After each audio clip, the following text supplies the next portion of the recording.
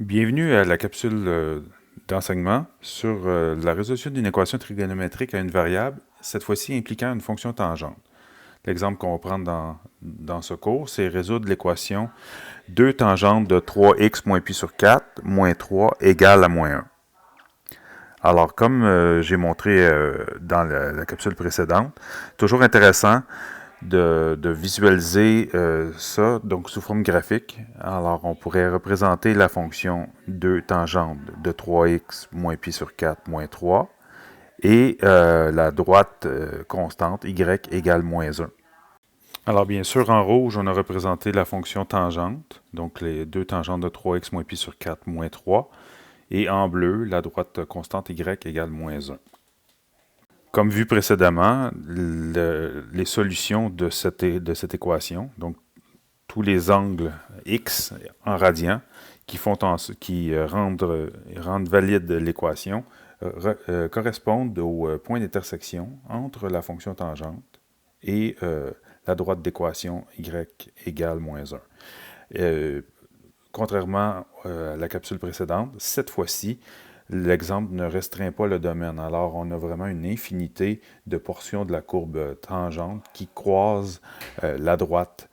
Il va falloir trouver une façon d'exprimer l'ensemble solution pour tous les points. Donc, ça va ressembler à ce qu'on a vu dans la capsule précédente.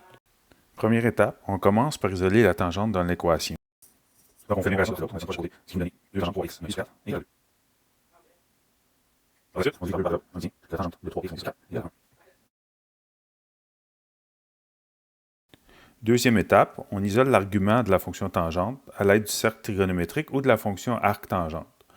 Au besoin, si le cercle trigonométrique ne peut pas nous aider, ce n'est pas un des points remarquables, on utilise l'identité tangente θ est égale à moins tangente de pi moins θ. Alors ici, on a la tangente d'un certain angle, qui est 3 fois x moins pi sur 4, et ça donne 1. Si on regarde dans le cercle trigonométrique augmenté de la tangente, on est capable de voir une correspondance. Alors, on voit que la tangente est ici, je vous le rappelle, et on veut savoir quand est-ce que c'est égal à 1 ici, et ça correspond à l'angle pi sur 4. Ainsi, on peut dire que 3x moins pi sur 4 est égal à pi sur 4. Troisième étape. Pour une équation tangente, on détermine la valeur de l'angle, θ, qu'on j'appelle θ, sur 0 à pi, c'est-à-dire sur la période habituelle de la tangente, qui vérifie l'équation. Et on résout l'équation obtenue. Alors nous, on n'a que 3 fois x moins pi sur 4, donc notre angle, doit valoir pi sur 4, et on veut trouver la valeur de x qui correspond à ça. Alors on va diviser de part et d'autre par 3.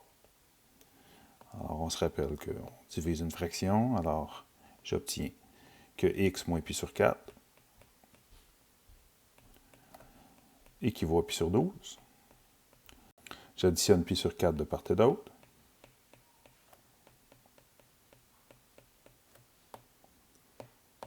Et j'obtiens x est égal à pi sur 12, auquel on ajoute pi sur 4. Sur le même dénominateur, pi sur 12, 3 pi sur 12 pour pi sur 4, ce qui nous donne 4 pi sur 12, c'est-à-dire pi sur 3. Voilà. Donc pi sur 3 appartient bien au premier cycle de la tangente, 0 à pi. Étape 4. On détermine les autres valeurs possibles selon le domaine. Dans notre cas, il n'est pas restreint, à l'aide de la période de la fonction. Alors, on se souvient que la période pour une fonction tangente est donnée par pi divisé par la valeur absolue.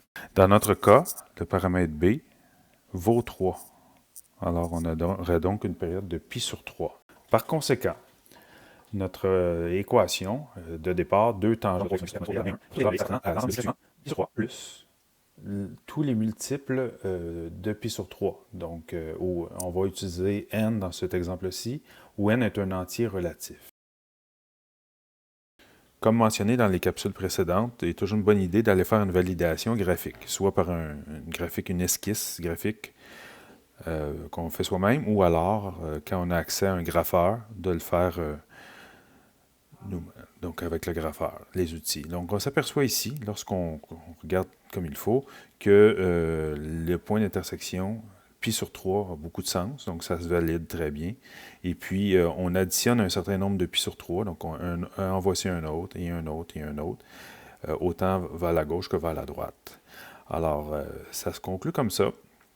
Et si on avait à restreindre le domaine, on pourrait aller déterminer, faire la liste de chacune des solutions dans notre ensemble solution. Dans les prochaines capsules, on va maintenant résoudre des inéquations trigonométriques. On va se servir de ce qu'on a appris sur les fonctions sinusoïdales et fonctions tangentes. Donc, ça va être une application de ce qu'on a vu. Et la façon de comparer avec le graphique va être vraiment utile.